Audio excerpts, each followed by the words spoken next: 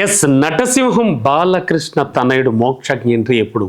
ఈ ప్రశ్న దాదాపు చాలా సంవత్సరాల నుంచి వినబడుతుంది. అండ్ చాలా చాలా ఇదిగా మొత్తం బాలయ్య బాబు ఫ్యాన్స్ అంతా కూడా ఎదురు చూస్తూ ఉన్నారు. మరి బాలకృష్ణ కుమారుడు, నందమూరి వారసుడు మోక్షజ్ఞ తేజ డెబ్యూ మూవీపై ఎప్పటికప్పుడు అటు సినీ వర్గాల్లో కావచ్చు, అటు ఆయన ఫ్యాన్స్లో కావచ్చు, ఇటు సోషల్ మీడియాలో డిస్కషన్స్ జరుగుతూనే ఉన్నాయి. టాలెంటెడ్ డైరెక్టర్ ప్రశాంత్ వర్మ మూవీతో మోక్షజ్ఞ ఎంట్రీ ఇస్తారని కొద్ది రోజుల క్రితం అఫీషియల్గా అనౌన్స్మెంట్ కూడా వచ్చేసింది. సో దాంతో బాలయ్య బాబు ఫ్యాన్స్ అంతా కూడా సంబరాలు చేసుకున్నారు. ఆ తర్వాత కొద్ది రోజులకే పూజా కార్యక్రమాలు కూడా జరుగుతాయని వార్తలు వచ్చాయి. అలా కొన్ని నెలలు గడిచిపోయాయి, కానీ ఇంకా ఎలాంటి ప్రకటన కూడా రాలేదు. సో దీంతో రకరకాల ఊహాగానాలు అయితే చక్కర్లు కొడుతున్నాయి. ఆ మధ్య బాలయ్య ఓ కార్యక్రమంలో ఇదే విషయంపై స్పందించారు కూడా.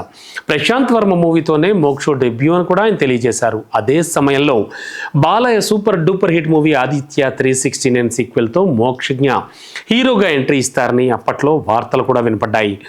లేటెస్ట్గా చూస్తే ఆ విషయంపై Aditya 369 director and ultimate cine personality Singeetam Srinivasarao గారు స్పందించారు.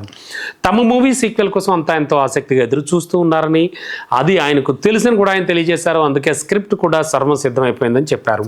మరి ఆదిత్య 369 సీక్వెల్తో బాలయ్య మోక్షజ్ఞను ఇండస్ట్రీకి పరిచయం చేయాలని అనుకున్నారని కూడా ఆయన వెల్లడించారు. ఇది కూడా అభిమానుల్లో మళ్ళీ మరోసారి ఆశలు చిగురింపచేసింది. కానీ ఆ విషయం అయితే కుదరలేదని చెప్పారు. అయితే ఎప్పటికైనా సీక్వెల్ చేయాలని మాత్రం బాలయ్య తనతో అంటూ ఉంటారని ఆయన పేర్కొన్నారు. ఆయనే సినిమాకు దర్శకత్వం వహిస్తారని కూడా టాక్ వినబడుతోంది. 1991లో బాలయ్య లీడ్ రోల్లో సంగీతం శ్రీనివాసరావు తెరకెక్కించిన movie Aditya 369 the time machine అనేటువంటి నవల నుంచి స్ఫూర్తి పొంది తీసిన ఈ మూవీ టైం ట్రావెల్ స్టోరీతో థియేటర్లలో విడుదలైంది. మనకు తెలుసు, ఒక బ్లాక్ బస్టర్ మూవీగా నిలిచినటువంటి ఈ మూవీలో బాలయ్య బాబు సరసన మొదటి హీరోయిన్గా విజయశాంతిని అనుకున్నారు, కానీ మోహినిని ఆ తర్వాత పెట్టుకున్నారు. ఇక మ్యూజిక్ మాస్ట్రో ఇళయరాజా సంగీతం అందించారు దీనికి.